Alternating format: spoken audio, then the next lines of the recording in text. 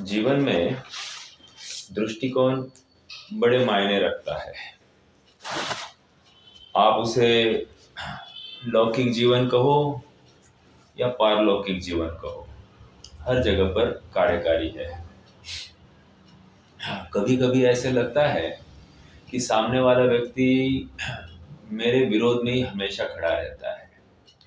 सचमुच अपनी अज्ञानता होती है और सामने वाला व्यक्ति हमारे हित की बात करते रहता है और हम उसको अपना विरोधक मान बैठते हैं, जस्ट इसलिए क्योंकि वो थोड़ी सी ऊंची आवाज में गुस्सैल वृत्ति से अपने साथ बर्ताव करता है। तो हर गुस्सैल वृत्ति से बर्ताव करने वाला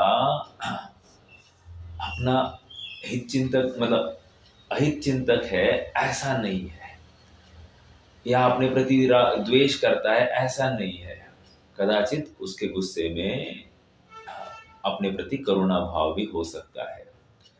ये तो लौकिक बात हो गई। सिमिलरली परमार्थ में भी हमारे दृष्टिकोण को बहुत अहमियत है।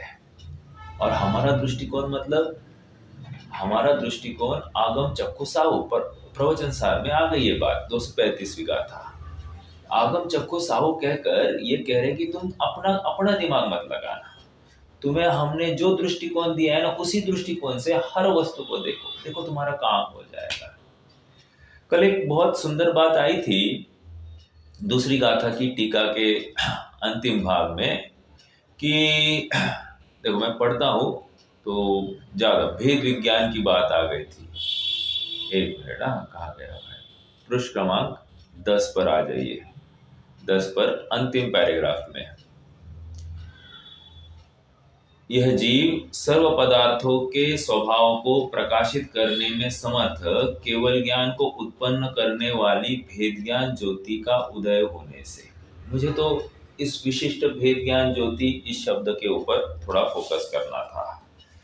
क्या कह रहे आप थोड़ा समझ रहे क्या? भेद विज्ञान की ज्योति क्या करती है? कह रहे भेद विज्ञान ज्योति क्या करती है? भेद विज्ञान का अहमियत देखिए, अहमियत।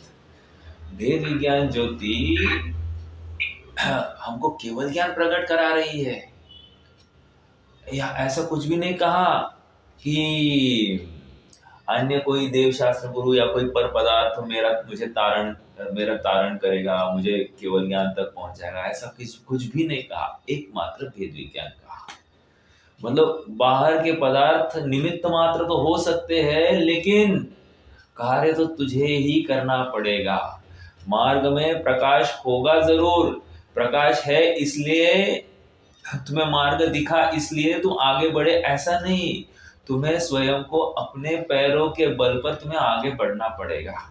उसी प्रकार मोक्ष मार्ग में भी यद्यपि मोक्ष मार्ग का प्रकाश करने वाले हमारे देव शास्त्र गुरु है, फिर भी उस प्रकाश में हमको स्वयं को चलना है। ये जिसको समझ में आ गया तो अब वो कितना देर उनकी तरफ ताकते रहेगा या वो अपना काम करने के लिए तत्पर हो जाएगा। यहाँ पर भेद विज्ञान का अर्थ दो अपेक्षा से ले लेना। पहला भेद विज्ञान स्व और पर में पृथकता देखना। समझ में आया? पहला अर्थात ये स्व है, ये पर है, अर्थात अपनी वस्तु कौन और पराई वस्तु कौन, इतना निर्णय कर लेना। एक। अब आगे क्या करना साहब? आगे कह रहे हैं अपनी वस्तु में उपादेयता स्थापित करना, और जो अपने में ही पर वस्तु को लेकर जो राग द्वेष रूपी विकारी परिणाम होते हैं, टॉक्सिक इमोशंस होते हैं, उन टॉक्सिक इमोशंस को, उन रागादि विकारी परिणामों को, उनको हे मानना। याद रखना, पर वस्तु को हे नहीं कहा, अपने में उत्पन्न हुए जो रागादि विकारी परिणाम है, उन रागादि विकारी परिणामों को हे मानने के लिए कह रहे हैं, जबकि मुझ में ही उत्पन्न हुए, लेकिन हे मानने के लिए कह रहे हैं। और उपादेय तो अपनी वस्तु, अपना स्वभाव, अपना त्रिकाल स्वभाव, ये उपादेय कह रहे हैं। समझ में आया? ये जिसको समझ में आ गया, ये ब्रैकेट ब्रैकेट मतलब स्व पर हे गे, सॉरी हे उपादे, क्या कहा, स्व पर हे उपादे। जैसे मैं इसको 7 तत्वों में घटित करके बताऊं आपको, देखो थोड़ा सुनना। 7 तत्वों में जीव पदार्थ, स्व पदार्थ, ओके, मेरा जीव पदार्थ, मेरा जीव पदार्थ वो स्व तत्व लगा दीजिए इसको, और मुझ जीव पदार्थ को छोड़कर बाकी जितने भी है वो पर, ठीक है। हाँ, तो ये हो गया स्व पर का भेद विज्ञान, जीव तत्व अजीव तत्व, ठीक है। अब आश्रव और बंध हो क्या है, हे है, ठीक है। आश्रव और बंध हे है, और संवर निर्जरा मोक्ष उपादे, समझ में आया। प्रकट करने योग्य उपादे, समझ में, इतना तो समझ में आ रहा होगा। संवर निर्जरा मोक्ष उपादे है, प्रकट करने योग्य, और आश्रव और बंध हे है। अब आप थोड़ा सा शांति से विचार करेंगे तो ये सारी बातें एक वो अजीब तत्व को छोड़ दीजिए, लेकिन जीव, आश्रव, बंध, संवर, निर्जरा, मोक्ष सब कुछ जीव में ही घटित करने की बात कह रहे हैं, ओके। अर्थात भेद विज्ञान किसी पराई वस्तु के साथ नहीं करना है, अपने में पराई वस्तु के संबंध में जो एक मिथ्या या भ्रामक कल्पना उत्पन्न हुई है, उस भ्रामक कल्पना का छेद करने के लिए कर रहे हैं, समझ में आया। इसलिए सर्वप्रथम सिद्धों की स्थापना की है। क्यों? क्योंकि सिद्धों की स्थापना करने के बाद में अब तुम्हें ऑप्शन नहीं रहता, तुम्हें डायरेक्ट अपना स्वरूप ही दिखाई दे रहा है। This is what you are, तुम क्या हो ये तुम्हारे सामने ये कोरी पाटी है। इसलिए आचार्य हमको कह रहे हैं, तूच तुझा जीवनाचा शिल्पकार, अर्थात you are the architect of your own destiny. तुम्हारे भवितव्य का तुम ही जिम्मेदार हो, अन्य कोई नहीं। अर्थात तुम शिल्पकार हो अपने स्वयं के जीवन के, अन्य कोई शिल्पकार आएगा और तुम्हें कुछ तराश के तुम्हें एकदम परफेक्ट बनाएगा, ऐसा बिल्कुल नहीं है। भ्रम नहीं पालना। लोक में जितनी भी चर्चा चलती है इनकी वजह से, गॉडफादर कोई हो तो काम होता है, गॉडफादर हो तो काम होता है। सच कहूं मैं जब जॉब करता था मुझे अक्सर लगता था यार अपने को कोई ऐसा अपने को उठाने वाला कोई होना चाहिए, बट ये वांछा भी बहुत दीनहीनता की है, जिसमें सामर्थ्य है वो अपने आप चमकता है। हीरा मुक्सो ना कहे बड़ो हमारो मोल, समझ में आया। हीरा मुख से कभी भी बोलता नहीं मैं बड़ा हूँ, उसकी चमक ही उसको बड़ा बना देती है। समझ में आ रही बात? ठीक है। ये भेद विज्ञान की बात हो गई। हमारे जीवन में भेद विज्ञान उत्पन्न होने के लिए हमको क्या करना है, हमको निश्चित करना पड़ेगा। और आचार्य देव ने यहाँ पर दूसरी गाथा के माध्यम से स्व समय और पर समय समझाया है। स्व समय और पर समय समझाना इसलिए है क्योंकि जैसे तत्वार सूत्र में संसारी और मुक्त ऐसे 2 प्रकार के जीव बताए हैं, तो तुम ऐसे संसारी और मुक्त ऐसे जीव मत देखना। हम उनको दिखाना ही नहीं चाहते तुमको, हम तुमको मात्र स्व समय और पर समय दिखाना चाहते हैं। क्यों? तुम्हें तुम्हारा दृष्टिकोण ही बदलना चाहते हैं। तुम्हें 2 ही कैटेगरीज में स्वयं को बिठालना है, या तो स्व समय या तो पर समय। और सुनो, आचार्य देव ने स्व समय कहकर चौथे गुणस्थान वाले को भी स्व समय अर्थात सिद्धों के साथ साथ बिठा दिया। समझ में आ रहा है क्या? सिद्धों के साथ साथ बिठा दिया। आप सोचिए तो सही, अभी तो ये सब भोगी है, धंधा व्यापार आदि कर रहा है, विषय भोग में रम रहा है, ऐसा होते हुए भी इसको स्व समय कह दिया। ये इसकी एकमात्र स्वभाव की स्वीकृति की महिमा है। समझ में आया? यह मैं ऐसी इसकी स्वीकृति, अर्थात अपने आत्म स्वभाव के लिए इतनी महिमा आ गई कि अपने आप आचार्य देव ने उसको इतना महिमा उसकी गाई कि भाई तू चल, तू अंदर, तेरी एंट्री गेट पास मिल गया, अभी तू उस कैटेगरी में जाएगा। ठीक है। और सुनो, शायद ऐसा भी हो सकता है दूसरे और तीसरे गुण स्थान वालों की को भी हम स्वसमय में रख देंगे। ये भी चर्चा चल रही है। क्या कहा? दूसरे और तीसरे गुण स्थान वालों को भी हम स्वसमय में लेने की सोच रहे हैं, मीटिंग बैठ रही है। हाँ, ठीक है। मेरा एक प्रश्न है आप सबसे कि पार्लियामेंट में शक्कर शक्कर का दाम कितना हो सकता है ये तो निश्चित किया जा सकता है, लेकिन इस साल शक्कर को कितना मीठा करना है ये निश्चित करने की आवश्यकता है क्या? नहीं है। क्यों? क्योंकि वस्तु का स्वभाव वस्तु कभी छोड़ती नहीं है। प्रश्न ही गलत है ना साहब आपका कि शक्कर की मिठास इस साल कम करेंगे। नहीं नहीं, पार्लियामेंट में इसके ऊपर विचार मंथन हो सकता है, चिंतन हो सकता है कि शक्कर का दाम गड़बड़ नहीं होना चाहिए, ठीक है। लेकिन पार्लियामेंट में ये विचार बिल्कुल नहीं हो सकता है शक्कर की मिठास कम ज्यादा होनी चाहिए। मैं इतनी बात क्यों कर रहा हूँ? क्योंकि वस्तु अपने स्वभाव को 3 काल में छोड़ती नहीं है, और जिसको ये स्वीकार हो जाता है ना, फिर वो अपनी वस्तु को छोड़कर अन्य जगह पर उसका ध्यान जाता ही नहीं है, ठीक है। ये एक बिंदु के ऊपर मुझे थोड़ी चर्चा करनी थी। कल अपन ने वो कदली के मूल की भांति ये भी एक बात देखा। कदली मतलब क्या था? केले का वृक्ष, ठीक है। केले का जो वृक्ष है उसके जो मूल होते हैं वे मूल एक जगह पर एकत्रित होते हैं, ऐसे कंद जैसे होते हैं, और इसलिए वो गाठ के रूप में रहते हैं। तो कहते हैं कि ये इस केले के वृक्ष को खत्म करना होगा तो बस उसकी गाठ को अर्थात उस मूल को थोड़ा सा एक झटका दे दो, बस अब ये केले का वृक्ष खड़ा नहीं रह सकता, उसमें अब फल आदि कुछ भी संभव नहीं है।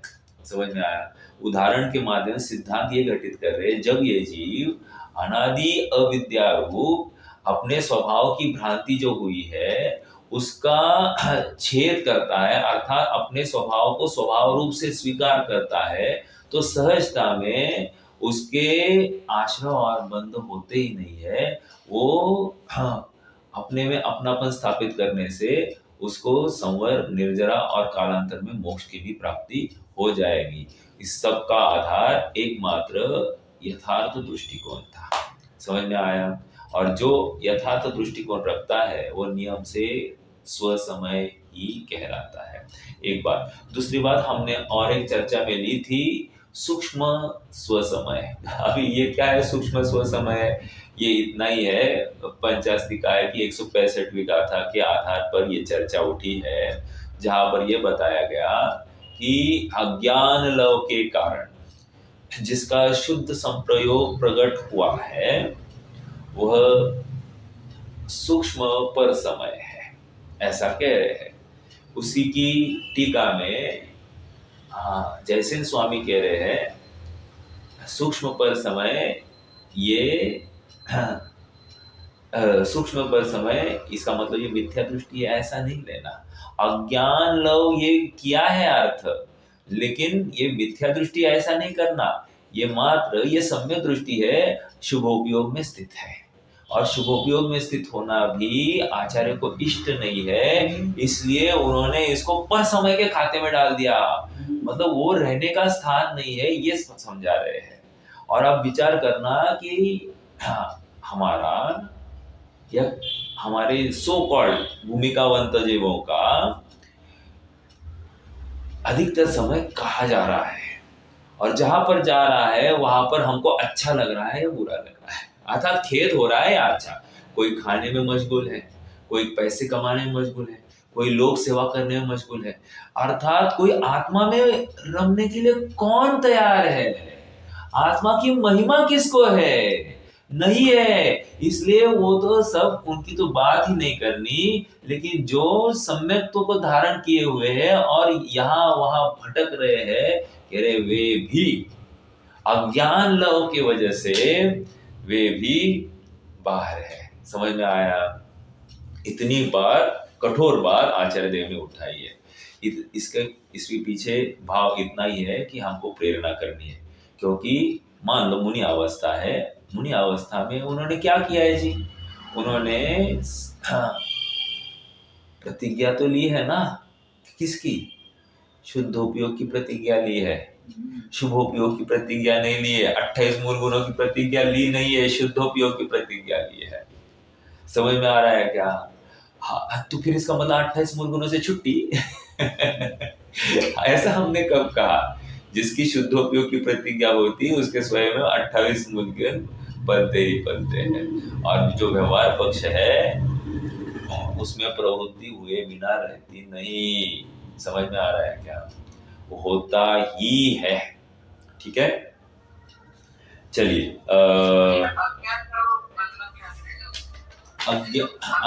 अज्ञान लव का अर्थ इतना ही है, शुभ भाव, और कुछ नहीं। अज्ञान लव मतलब यहाँ पर शुभ भाव है। ठीक है, हाँ, शुद्ध संप्रयोग ये शब्द भी नहीं लेना है, नहीं लेना है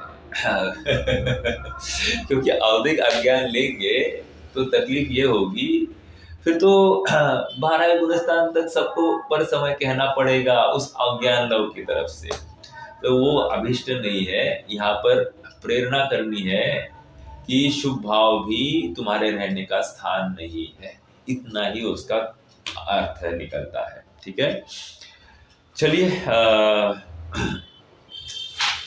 ये भी एक बात हो गई।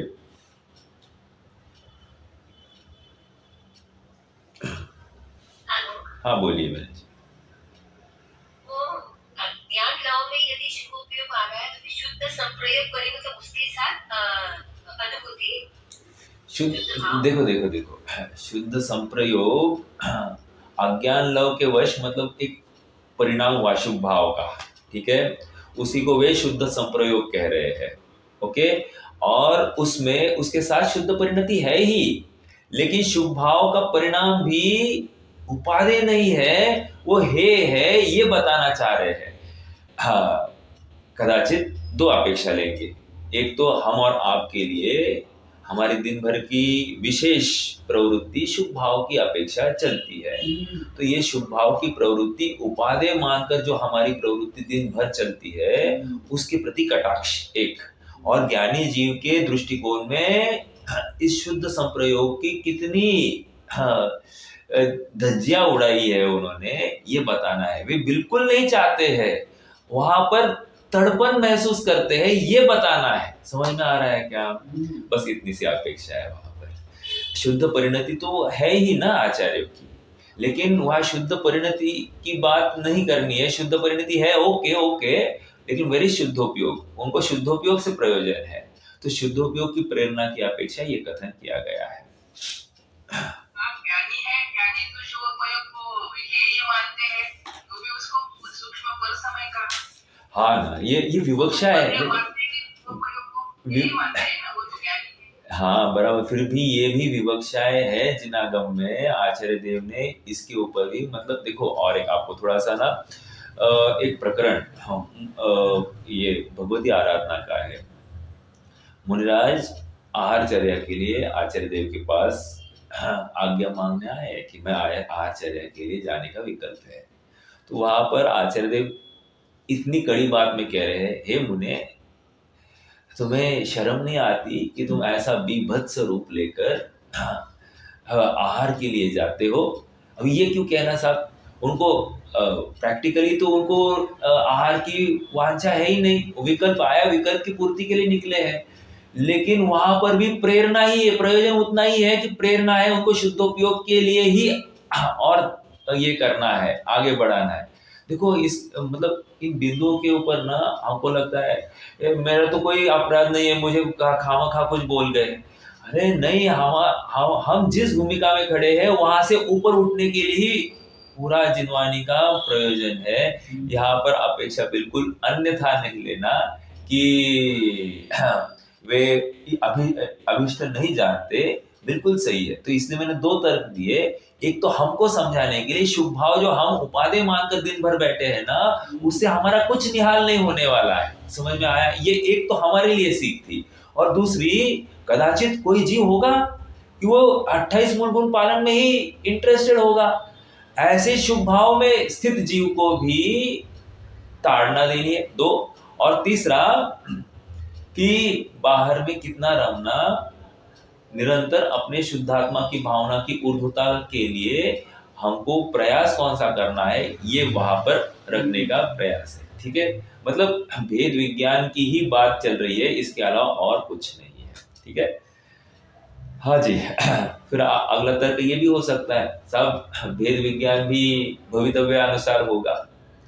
अभी ऐसे तर्क को हमारे पास जवाब नहीं है, क्योंकि जो सुखार्थी जीव है वो निरंतर प्रयासरत रहता ही है, इसमें विरोध नहीं है। फिर भी इस शुभ भाव को कोई उपादेय न मान ले या वहीं पे स्थित ना रह जाए, इसके लिए। और ऐसा होता नहीं है क्या कि आपको खबर होगी ना, मतलब मालूम होगा ही कि किसी मुनिराज का भावलिंगी संत है, उनका अंतर्मुहूर्त से अधिक काल, यदि अंतर्मुहूर्त से अधिक काल जिस अंतर्मुहूर्त पार हो गया, 100% वो मिथ्यात्व में आने वाले हैं। और वे क्या कर रहे साहब, नहीं प्रवचन दे रहे, और क्या कर रहे, नहीं शास्त्र लिख रहे। नहीं चलेगी ये बातें, समझ में आ रहा है? शास्त्र नहीं, लोगों का कल्याण होगा, उपदेश देंगे, नहीं चलेगी ये बातें। आप पकड़ रहे इस बात को। तो यहाँ पर प्रेरणा इन सब काम को छोड़कर अपने शुद्धात्मा को ध्यान। देखो विचार तो कीजिए ना, हाँ लोच करते होंगे ना, लोच करते होंगे। अब लोच जब कर रहे हैं मुनिराज, तो आपको क्या लगता है कितना टाइम लगता होगा? मतलब 2-5 मिनट लगता होंगे या 1 घंटा भी लग सकता है। तो क्या है वो, उसमें होने को क्या है? तो उतने काल के बीच में भी एक शुद्ध उपयोग करना है उनको, अर्थात भेद विज्ञान चलेगा चलेगा चलेगा, भेद विज्ञान का ही जोर रहेगा। हाँ, तो कोई मात्र लोच में ही अटक गया, कोई मात्र पीछे ढूंढने में ही अटक गया, उसका तो चला ही गया। मतलब यहाँ पर हर उस जीव के लिए प्रेरणा देना चाहते हैं कि नहीं, आपको तो एक शुद्धोपयोग का ही वास्ता है और कुछ भी नहीं हो सकता है। देखो नाना जीवा नाना कर्मा, नाना जीव है, नाना कर्म है, और परिणाम भी अनेक प्रकार के संभव है। और अनादि का संस्कार इस जाति का है कि मुनि तक भी च्युत होते दिखाई देते हैं, तो फिर उनको फिर से इस मार्ग में लाने के लिए क्या करे? ऐसी तो प्रेरणा देंगे ना, उसको पर समय कहेंगे, अरे एकदम जागृति आ जाती है। समझ में आया? आपने जो केस खड़ी की ना, वो परफेक्ट केस खड़ी की है कि हाँ ये उपादेय नहीं मानते, लेकिन अपने को पता है। एक बात और कहता हूँ, शायद श्रमिक सम्यक दृष्टि है, आपको क्या लगता है उसका सम्यक तो कितने समय में शायद श्रमिक सम्यक तो कितने काल में नष्ट हो सकता है? आपको क्या लगता है उसका जघन्य काल? अभी कोई पढ़ रहा था, हाँ बहन जी आप ही पढ़ रहे थे ना, गुणस्थान की बात पढ़ रहे थे, शायद श्रमिक सम्यक्त्व का जघन्य काल कितना है?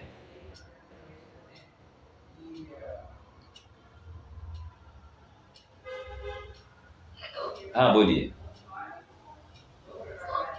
मुझे एग्जैक्ट याद नहीं है, लेकिन पल्ले के असंख्यात से भाग को छूट जाता है, वो भी जाता है, छूट जाता है, वो भी जाता है, ऐसे होता है। पल्ले के असंख्यात भाग नहीं, ये अंतर्मुहूर्त में छूट जाएगा, ये कह रहा हूं। मतलब जघन्य काल अगर लेना है तो अंतर्मुहूर्त में छूट जाएगा, इसलिए यहाँ पर जागृति है। अरे वो जो अंतर्मुहूर्त में असंख्यात बार अंदर बाहर कर सकते हैं, ये कह रहे हैं। एक अंतर्मुहूर्त में असंख्यात बार अंदर बाहर, इतने बार हो सकता है ये। मतलब समय तो छूटा पकड़ा ऐसा हो सकता है। और एक कथन उत्कृष्ट शायक्षमिक सम्यक्तों की लाइफ का 66 सागर कह रहे हैं, याद है ना? मतलब 66 सागर तक शायक्षमिक सम्यक तो बना रहे, ये उत्कृष्ट काल है। जघन्य काल फिर से एक बार चेक कर लेना कि अंतर्मुहूर्त ही होना चाहिए, अंतर्मुहूर्त में जा सकता है सम्यक। तो अब इस पर्टिकुलर केस में अब क्या करना आप मुझे बताइए, ठीक है? अर्थात उस समय में अभी सम्यक तो छूट गया, तो उस समय जीव क्या कर रहा होगा, आपको क्या लगता है? बोलिए बहन जी, बोलिए। शुभ भाव करता होगा, राइट? अब शुभ भाव करने वाले को तो बोल रहे हैं, समझ में आया? इसका मतलब फिर हम अभी उसको कब से सम्यक दृष्टि माने? अब से माने या जब से सम्यक तो होगा फिर छूटेगा, कब से माने? अरे ऐसा हम बोल ही नहीं सकते ना। सम्यक तो हम डिफाइन कर ही नहीं सकते कि भाई ये यहाँ से यहाँ तक सम्यक तो उसके बाद में मिथ्या, तो फिर सम्यक तो ऐसा हम बोल नहीं सकते। लेकिन जब भी होता है अपन थ्रू आउट बोलते हैं, उस चर्या को देखकर हम कहते हैं ये सम्यक दृष्टि है। समझ में आ रहा है क्या? लेकिन इसका मतलब कोई सम्यक्त्व में ही बना रहे, वो भी एक्सपेक्टेड नहीं और एक्सेप्टेड भी नहीं है, अपेक्षित भी नहीं है और एक्सेप्टेड मतलब स्वीकार नहीं है, और अपेक्षित भी नहीं है मतलब वैसा है ही नहीं ना स्वरूप। समझ में आया? इसलिए बारंबार यहाँ पर शुद्धोपयोग की ही प्रेरणा है, हमको दूसरी और कुछ नहीं चाहिए। हमारी कमिटमेंट शुद्धोपयोग के साथ में, हमारी कमिटमेंट शुभोपयोग के साथ में नहीं है। ठीक है, चलिए अच्छी बात रही। आगे बढ़ते हैं अभी।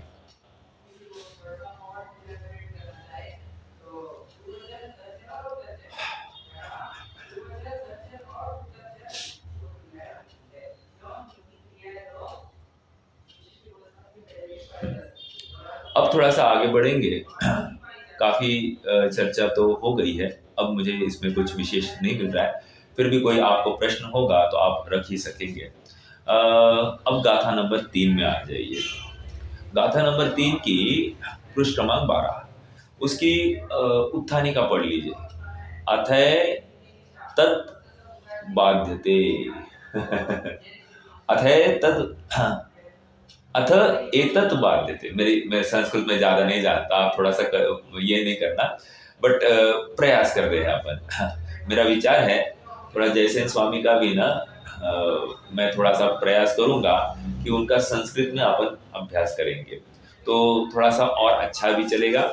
प्रयास करूंगा, मतलब मैं संस्कृत का स्टूडेंट नहीं हूँ, मैं प्रयास करके कदाचित अपना उदय पुण्य अच्छा फला तो कदाचित ये भी हो जाएगी, भावना तो करनी ही पड़ेगी।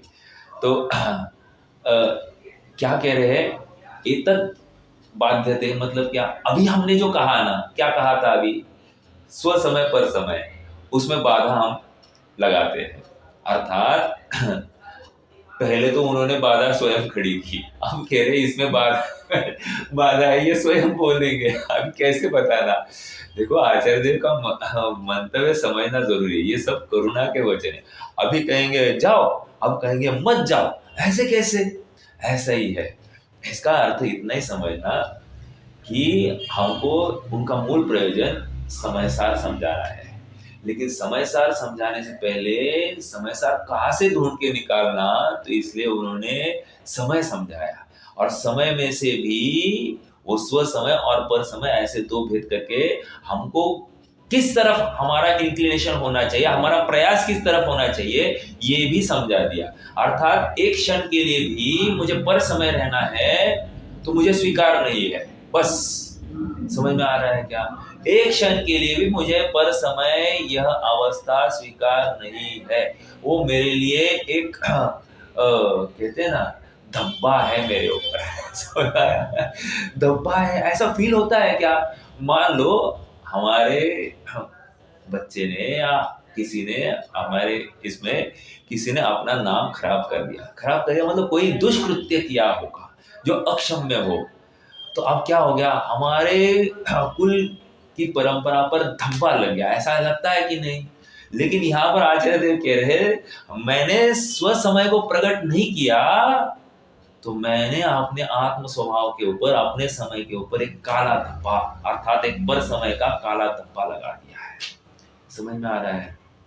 लगना चाहिए मतलब हम क्यों भटक रहे हैं, इसका एक विचार हमको आना ही चाहिए। At the end of day मेरा प्रयोजन क्या है, मैं प्रयोजन की सिद्धि कर रहा हूँ कि नहीं कर रहा हूँ, ये भी तो प्रश्न होना चाहिए कि नहीं।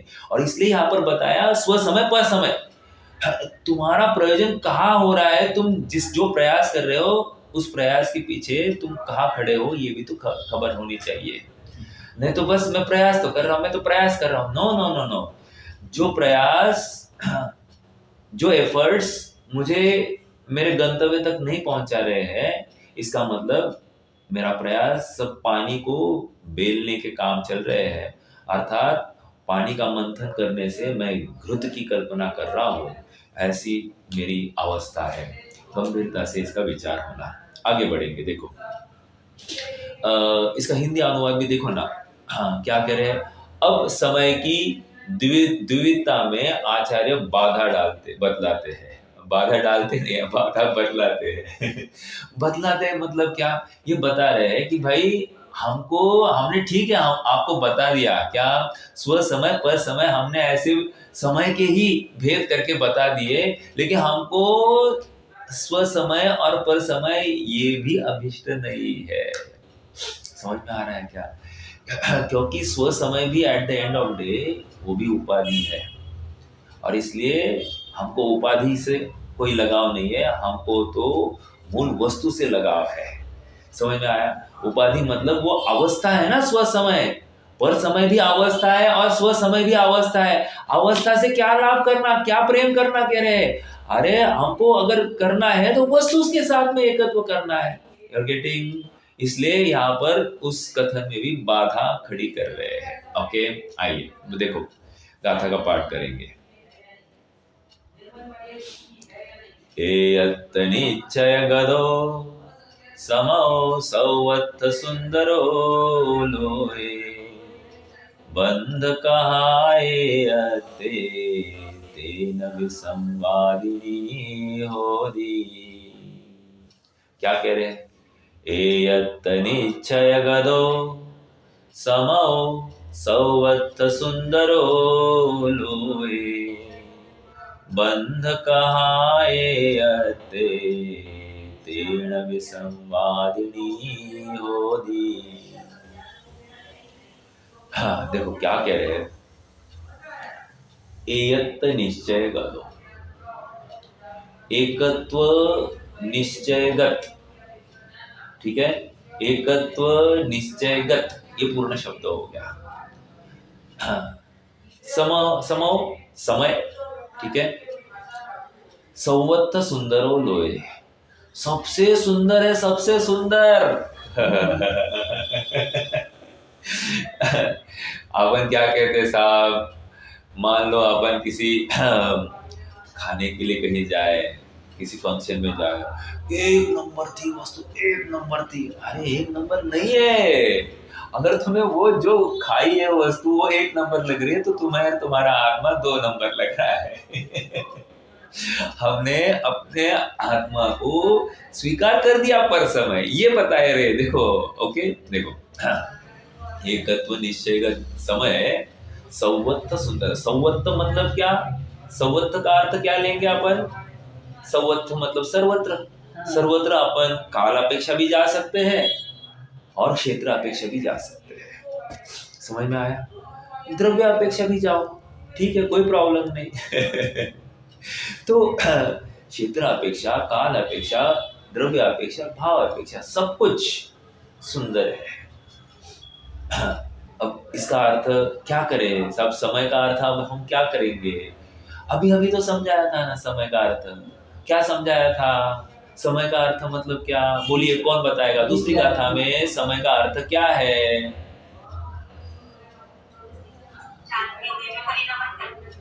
जो जानते हुए परिणमता है वो समय। समझ में आया? यहाँ पर जानना महत्वपूर्ण बिंदु लगाकर मात्र परिणमन कहते तो क्या होता साहब? वो सभी आ जाते ना। और धर्म, अधर्म, आकाश, काल और पुद्गल इनसे विलक्षण ऐसा जो जानन स्वभाव वाला वो मैं, ये उनको दिखाना था, मेरा समय दिखाना था, इसलिए बाकी सबको गौर करते, राइट?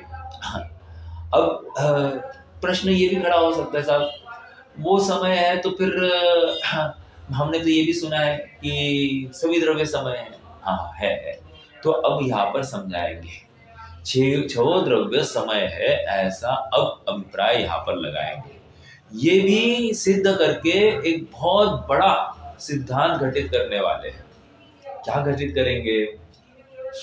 आपको सबको खबर होगी, जैसे हमने इस पहले जो भूमिका के प्रवचनों में एक स्टेटमेंट पढ़ी थी, इंग्लिश में स्टेटमेंट थी हरमन जैकोबी की।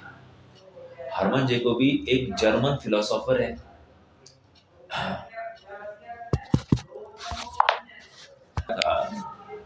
यहाँ पर छो द्रव्यों को समय यह परिभाषा देकर, सभी द्रव्यों को समय ये कहकर आचार्य देव और एक महा सिद्धांत खोलना चाहते हैं। और मैं उसका संकेत अपन ने भूमिका के काल में जो पढ़ा था, हरमन जेकोबी का एक स्टेटमेंट था कि अगर इस भूतल पर सर्वोत्कृष्ट कोई मत है तो मैं जैन मत को ही कहूंगा। एक बात कही थी। क्या कह रहा है देखो, अन्यमति अंग्रेज कह रहा है अगर इस भूतल पर सर्वोत्कृष्ट कोई दर्शन है, मत है, तो वो जैन मत ही है, इसमें मुझे कोई भी शंका नहीं है। और क्या है उसकी खासियत? कह रहे वस्तु स्वातंत्र्य उसकी खासियत है। वस्तु स्वातंत्र्य मतलब अनादि निधन वस्तुएं अपनी अपनी सत्ता में, अपनी अपनी मर्यादा में रहकर अपने रूप परिणमती है। अपने परिणमने के लिए उसको किसी अन्य की आवश्यकता नहीं। एक वस्तु दूसरे वस्तु का कुछ कर नहीं सकती, दूसरी वस्तु इस वस्तु का कुछ कर नहीं सकती। ऐसी स्वतंत्रता अनादि से हर वस्तु लिए हुए है, ऐसा जैन मत का कहना है। और इसलिए यह सर्वोत्कृष्ट वस्तु व्यवस्था का परिचायक है। यह सब कुछ स्वतंत्रता का जयघोष देता है, अर्थात मुझे विकार करने के लिए अवसर कहाँ है, ये प्रश्न चिन्ह हमारे माथे पर आना ही चाहिए। सो कॉल्ड जैनियों के माथे पर सबसे पहले प्रश्न चिन्ह आना चाहिए कि मैं विकार में क्यों प्रवृत्त हूँ, क्यों आकंठ डूबा हूँ कि ये अच्छा और ये बुरा, ऐसा मैं क्यों भेद कर रहा हूँ। देखो, अज्ञानी की दो ही बातें होती है, ये अच्छा ये बुरा। समझ में आ रहा है क्या? और आचार्य देव इससे सख्त नफरत करते हैं। कह रहे ये अच्छा ये बुरा कहाँ से लाया? सब तो सुंदर बोल रहे हैं हम, और तुम अच्छा और बुरा करते बैठे हो। हम सही है या तुम सही हो, पहले एक बोलो। अगर तुम कहोगे नहीं नहीं मैं ही सही हूँ, ये बुरा ही है, इसने अच्छा नहीं किया, भाई साहब ये कह रहे हैं तो तुम केवली हो गए हो। समझ में? तुम केवली हो गए हो। अगर तुम्हें कोई वस्तु खराब दिखाई दे रही है, तुम केवली हो गए हो। यहाँ पर कह रहे कितना भी कोई खराब कर रहा है, कोई भी खराब कार्य होते हुए दिखाई दे रहा है, वो एकदम सुंदर कार्य हो रहा है, ये तुम नक्की करो। देखो, मैं शिल्पकार की आपके साथ में चर्चा कर रहा था। मैं स्वयं अपना शिल्पकार हूँ, तूच तुझ्या जीवनाचा शिल्पकार, you are the architect of your destiny.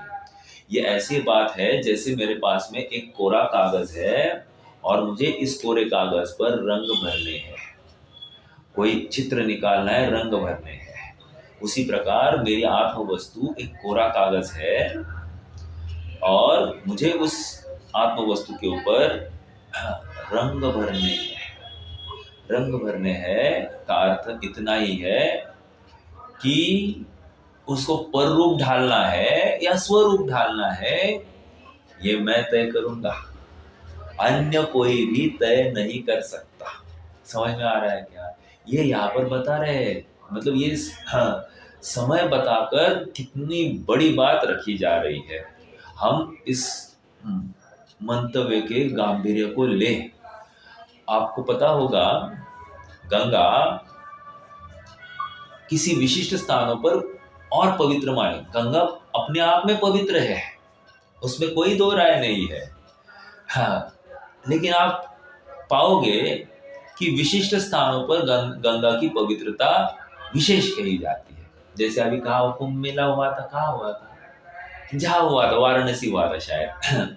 तो लखनऊ का घाट, वाराणसी का घाट और कोई घाट होंगे, अभी मैं ज्यादा जानकारी नहीं रखता हूँ, बट फिर भी उसके जो जो विशिष्ट घाट है वहां पर गंगा को पवित्र ही माना गया है। इसका मतलब पूरी गंगा तो पवित्र है ही, लेकिन इन विशिष्ट घाटों पर उसकी पवित्रता और बढ़ती है।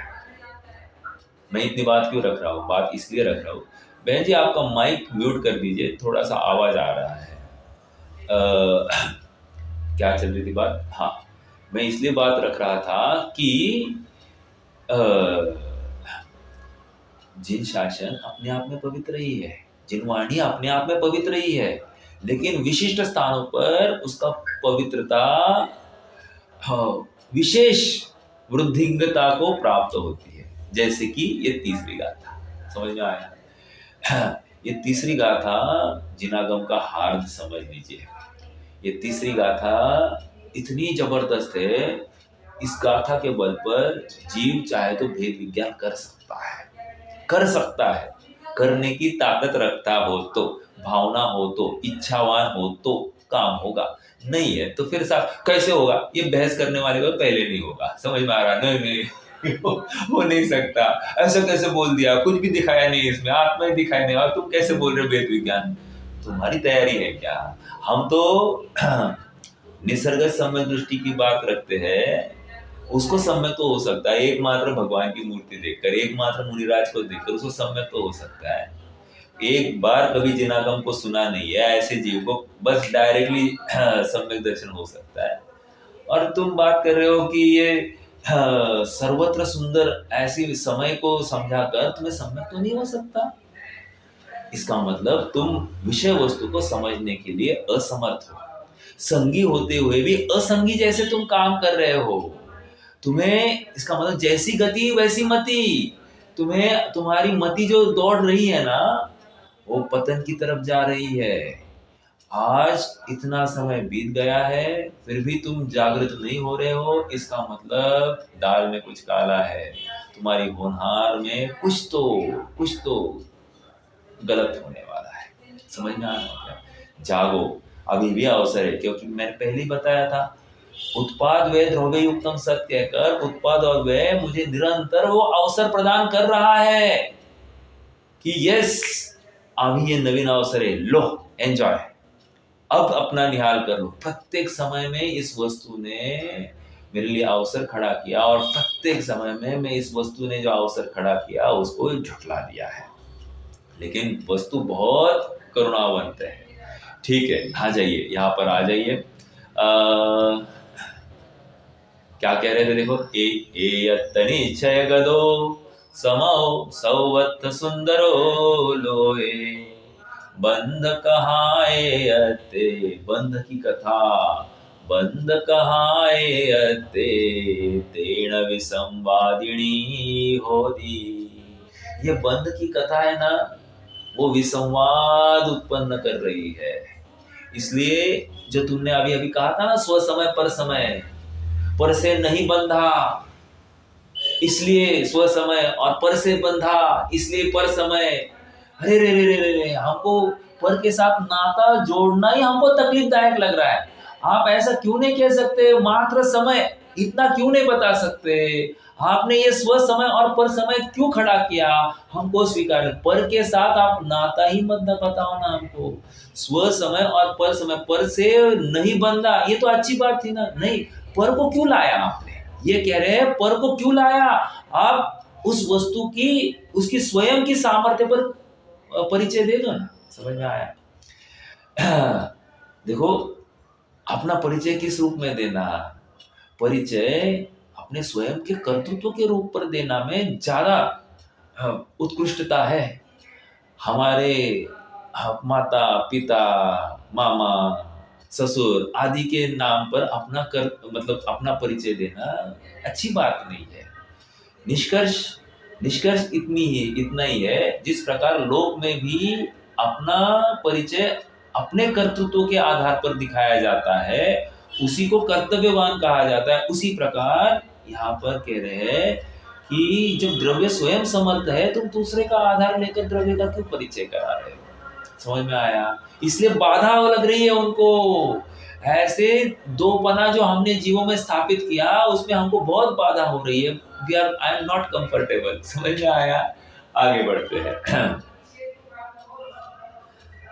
आइए देखो, थोड़ा सा भी यहाँ का भाव पढ़ेंगे। गाथार्थ, एकत्व निश्चय गतः, अर्थात गाथार्थ में है, आप सब मेरे साथ, एकत्व निश्चय को प्राप्त जो समय है, वह लोके, लोके मतलब लोक में, सर्वत्र सब जगह, जगह कहकर ये कालवाचक भी है और क्षेत्रवाचक भी लगा लेना। ठीक है? जगह सुंदर है। कौन सुंदर है? समय सुंदर है। ठीक है? तेन इसलिए, तेन इसलिए, येनांशेन तु रागस्य येन और तेन, जिसलिए इसलिए, एकत्वे एकत्व में, बंध कथा अर्थात दूसरे के साथ बंध की कथा, विसंवादिनी, विसंवाद विरोध करने वाली है। बस बस हमको स्व समय पर समय मत दिखाओ। समझ में आ रहा है क्या? ऐसा क्यों नहीं हो सकता? हम अपना परिचय अपने आधार से दें, खत्म हो जाएगी बात। अरे हमने बहुत प्रयास किया लेकिन तुम मान नहीं रहे थे, इसलिए हमने स्व समय पर समय दिखाया। अब स्व समय पर समय दिखाने के बाद में तुम्हें खबर हो गई, अरे ये तो विसंवाद हो गया। क्या विसंवाद हो गया? क्योंकि प्रत्येक वस्तु अपनी मर्यादा में रहती है और इसलिए मेरा परिचय दूसरे वस्तु के आश्रित करना ये विसंवाद है। ठीक है, देखो ठीक है, यहाँ समय शब्द से सामान्यतया सभी पदार्थ कहे गए हैं। अंडरस्टूड? क्या कह रहे हैं? अभी यहाँ पर स्थापना कर रहे हैं समस्त द्रव्यों की। क्यों करना अभिष्ट है? कोई बताएगा क्या? छह द्रव्य की स्थापना करने की अपेक्षा क्या है? हाँ, या डायरेक्टली आप आत्मा क्यों नहीं समझा सकते? देखो मैं अभी आपको ना अस्तित्व, क्या सत्य है?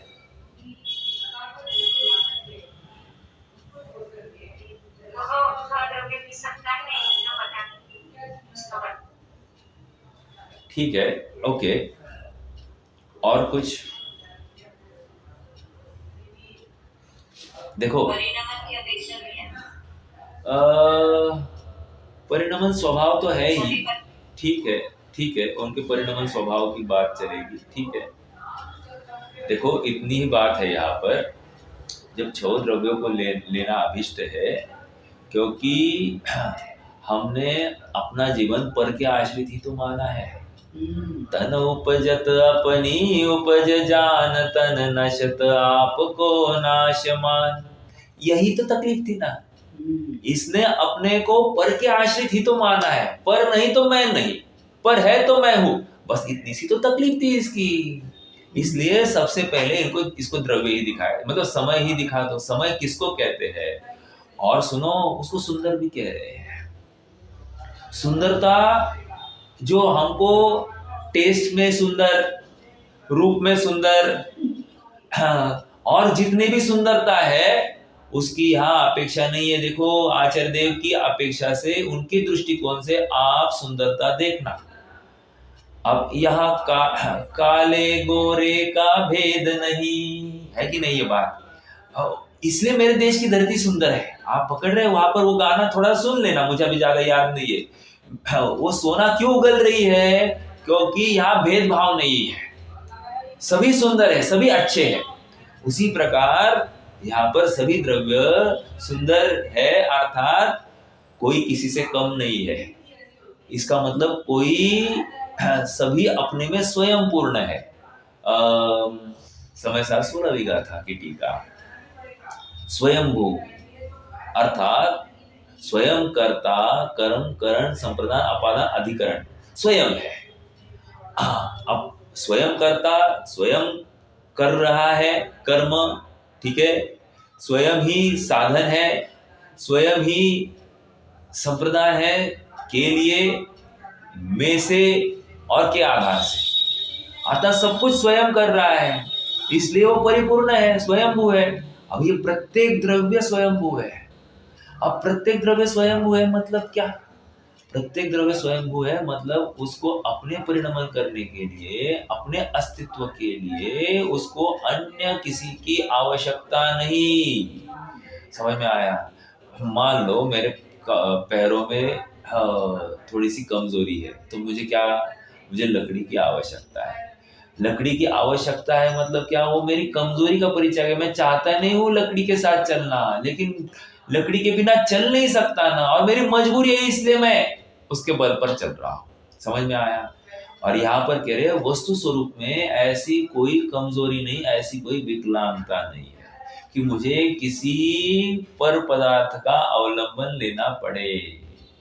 कितने आनंद की बात है ना। मतलब मैंने जो कहा, किसी विशिष्ट घाट पर गंगा पवित्र है, अति पवित्र है, उसी प्रकार यह जिनवानी इस विशिष्ट गाथा के रूप में अधिक पवित्रता को प्राप्त हो गई है।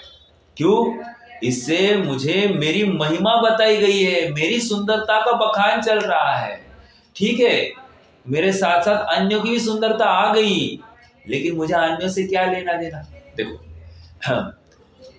मेरा लड़का मेरे लिए सब कुछ है, बराबर है कि नहीं?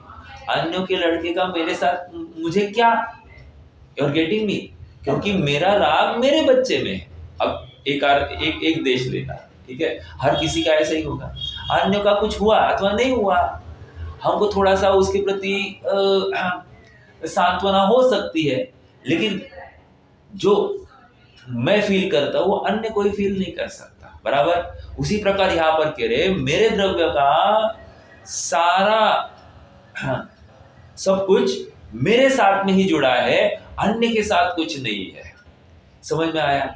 जब यह स्वीकार हो जाती है ना बात, अपने आप पर में ताक झाक करने की भावना खत्म हो जाती है। भेद विज्ञान का प्रबल अवसर मिल जाता है, प्रबल कारण मिल जाता है, और दुर्दम में इच्छा शक्ति प्रकट हो जाती है कि अब ना भटकेंगे संसार में। हमको अपनी खबर हो गई नहीं, सबकी खबर हो गई। समझ में आया?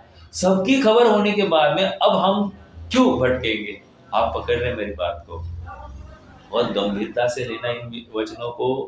ये भाषा आचार्य देव की जो आई है, इसमें से जितना सार निकाल सकते हैं उतना प्रयास करना, क्योंकि सार निकालने में कमी हो गई। देखो मैं थोड़ा सा, अपन दूध आता है घर पर, दूध आता है तो हम क्या करते हैं, उसको गैस पर उबालते हैं, उसकी मलाई आती है, उसको कुछ देर उसको स्थिर करते हैं।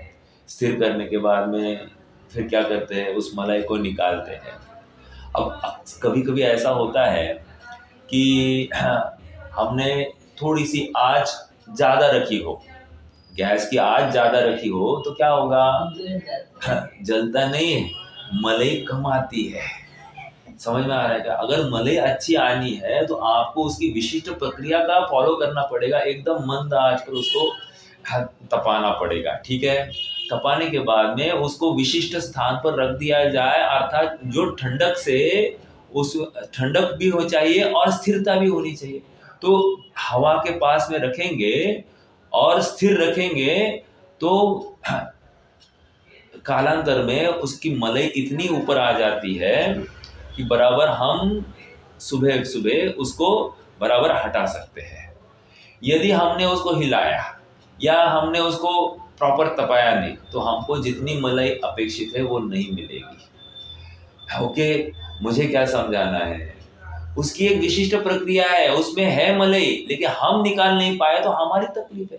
उसी प्रकार वस्तु में सब कुछ परिपूर्ण है, वस्तु उसमें कुछ कमी नहीं है, लेकिन हम उस वस्तु से सारभूत अपना काम नहीं निकाल पाए, उस वस्तु के स्वतंत्रता को, उसके अस्तित्व को, उसके स्वयंभूपने को हम नहीं पकड़ पाए, तो वस्तु की क्या तकलीफ है? मतलब अन्यों की तो तकलीफ है ही नहीं, और वस्तु की मतलब स्वभाव की क्या प्रॉब्लम है?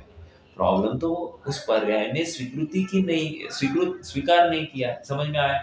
आइए देखो, हाँ, यहाँ समय शब्द से सामान्यतया सभी पदार्थ कहे गए। मैं इतने ऊपर इतना फैल गया क्यों? क्योंकि व्युत्पत्ति के अनुसार समयते अर्थात एक ही भाव से एकत्व पूर्वक अपने गुण पर्याय को प्राप्त होकर जो परिणमन करता है उसे समय कहते हैं। ओ माय गॉड, पहली दूसरी गाथा में समय का अर्थ क्या कहा था कि जो परिणमते हुए जानता है उसको समय कहा था। और दूसरा बोल क्या चला था? अनुभूति वाला। अनुभूति का बोल क्या था, किसी को याद है?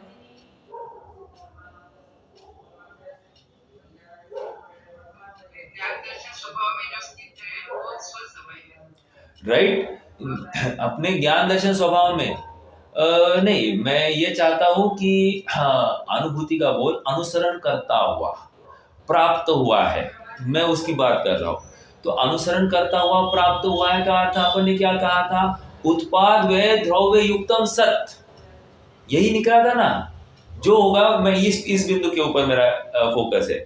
उत्पाद व द्रव्य युक्तम सत अर्थात वस्तु त्रिलक्षणा है, ये मैं कह रहा था, याद है कि नहीं? अब यहां पर भी कह रहे यह द्रव्य अर्थात समय नामक पदार्थ अपने गुण तथा पर्याय को प्राप्त होता है। वहां पर पांचवा छठवा बोल भी आया था। एक पांचवा बोल था, अपने समस्त अनंत धर्मों को जो प्राप्त हो वो समय नामक पदार्थ। और फिर छठवा बोल क्या आया था? अपने गुण तथा अनंत गुण तथा अपनी अनंत पर्यायों को जो प्राप्त हो वो समय नामक पदार्थ। और अनंत गुण और अनंत पदार्थ का अर्थ अपन ने क्या किया था? अक्रमवर्ती गुणों को तथा क्रमवर्ती पर्यायों को जो प्राप्त हुआ है वो समय नामक पदार्थ। देखो सेम बात यहां पर आ रही कि नहीं? क्योंकि क्या कह रहे हैं? समयते अर्थात एक ही भाव से एकत्व पूर्वक अपने गुण पर्यायों को जो प्राप्त होकर जो परिणमन करता है सो समय। वहां पर क्या कहा था? एक ही भाव से अपने गुण तथा पर्याय को तो प्राप्त हुआ ही है, साथ साथ जानता है। वो जानता की विशेषता थी वहां पर, क्योंकि हमने जीव, समय नामक जीव और समय नामक अन्य द्रव्यों में पृथकता कैसे नक्की करी? उस जानन पने के माध्यम से उसको अलग कर दिया। समझ में आया? क्योंकि व्युत्पत्ति के अनुसार समयते अर्थात एक ही भाव से एकत्व पूर्वक अपने गुण पर्यायों को प्राप्त होकर जो परिणमन करता है। एक प्रश्न है मेरा आप सबसे, यह गाथा में एकत्व निश्चयगत ऐसा शब्द आया है। एकत्व निश्चय, निश्चय का अर्थ क्या लेना है मुझे आप मुझे बताइए। एकत्व करना है जिससे अपने नहीं जाना। हाँ बोलिए। एकत्व निश्चय में अपने स्वभाव में ही जो एकत्व को प्राप्त है, स्वभाव यानी वही गुण पर्याय। ओके, यहाँ ऐसा अपन ले सकते हैं क्या? निश्चय नहीं वाला निश्चय ले सकते हैं क्या? नहीं ले सकते। क्यों नहीं ले सकते जी? प्रमाण पूरी वस्तु की बात है ना यहाँ। करेक्ट, बहुत अच्छा, बहुत अच्छा। देखो, पर्याय उसमें नहीं होती। राइट। यहाँ पर एकत्व निश्चयगत का अर्थ वो निश्चय नहीं वाला निश्चय नहीं लगाना। अपने गुण तथा पर्यायों में जो एक ही भाव से व्याप्त है, प्राप्त हुआ है, उससे तादात्म्य है, उसमें पृथकता नहीं की जा सकती, ऐसा वो निश्चय है। समझ में आया? एकत्व की निश्चयता अर्थात उनमें तादात्म्यपना है। ठीक है? हाँ, यहाँ पर भी आया है, एक ही भाव से अपने गुण पर्यायों को प्राप्त होता है। मतलब क्या? हम मजबूरी है हमारी गुण पर्याय बताना, हमको कुछ भी अभिष्ट नहीं है, उसमें गुण पर्याय दिखाना ही बहुत बड़ी मजबूरी है। लेकिन क्या कहे, हमने कहा समय को ध्याओ, तो तुम कौन से समय को ध्याओगे? एक, और समय कैसा है इसका भी नक्की नहीं करोगे। यदि तुम सर्वथा कूटस्थ ही मान बैठोगे तो तकलीफ है, या सर्वथा परिणामी ही मान बैठोगे तो तकलीफ है। इसलिए हमारी मजबूरी है, इसलिए हमको ये बताना पड़ा। क्या?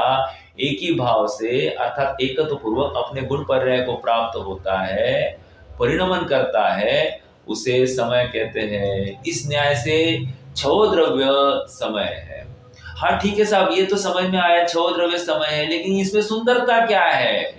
ये तो बताओ, सुंदरता क्या है? What is beautiful? मतलब देखो, एक जॉन कीट्स नाम के कवि हुए, उन्होंने एक कविता लिखी। उन्होंने कहा कि a thing of beauty is Joy for ever. क्या कहा? A thing of beauty is Joy for ever. मतलब क्या? जो वस्तु सुंदर है वो सदा के लिए आनंदमयी है। समझ में आया? जो वस्तु सुंदर होती है वो, देखो अभी इंग्लिश कवि है, उनकी अपेक्षा जो होगी वो होगी, लेकिन अपन भाव तो उसमें से पकड़े ना। A thing of beauty is Joy for ever. फिर आगे इमीडिएटली प्रश्न पूछा, बट व्हाट इज ब्यूटी? कहते हैं ट्रुथ ब्यूटी, ब्यूटी ट्रुथ, अर्थात सत्य ही सुंदर है और सुंदर है वो सत्य है। अब अपन सत्य का अर्थ सत्य लगाएंगे, सत्य अर्थात जो वस्तु सत्य है, जो परिणामी है, परिणामी कहकर उत्पाद व्यय द्रव्य युक्तम सत, सत द्रव्य लक्षणम, अर्थात जो वस्तु उत्पाद व्यय द्रव्यात्मक है वो वस्तु सत ही है और वो सत वस्तु ही सुंदर है। आ रही क्या बात? वस्तु की सुंदरता इस प्रकार निकाल रहे हैं। क्या हमको ऐसा स्वीकार हो रहा है कि ये उत्पाद व्यय द्रव्यात्मक वस्तु सुंदर है, मेरी वस्तु भी उत्पाद व्यय द्रव्यात्मक है, और ये पुद्गल धर्म अधर्म आकाश काल ये भी उत्पाद व्यय द्रव्यात्मक है, और वे अपने अपने स्वतंत्र सत है, मैं अपना स्वतंत्र सत हूँ। ऐसा स्वीकार जब हो जाएगा, आप समझ लेना कि हमने सिद्धत्व की स्थापना कर दी है। भूलना नहीं उस प्रतिज्ञा को। यहाँ पर सिद्धत्व की स्थापना करना अर्थात अपने को सिद्धत्व के कम किंचित भी नहीं देखना और सिद्धत्व से अधिक भी नहीं देखना। अन्यूनम अनतिरिक्तम। न्यून भी देखेंगे तो भी तकलीफ, अधिक भी देखेंगे तो भी तकलीफ। हमको जितनी सिद्ध अवस्था है वैसा ही अपना स्वभाव दिखाई देना चाहिए। जिसको ये दिखाई देता है बहुत जल्द ही उसका नंबर लगने वाला है। ठीक है, मतलब अनंत जीवों में अपना नंबर लगाना है तो इतना निर्णय तो करना पड़ेगा। ठीक है, आज के लिए रुक जाएंगे। कोई प्रश्न होगा कर सकते हैं। जिनवाणी।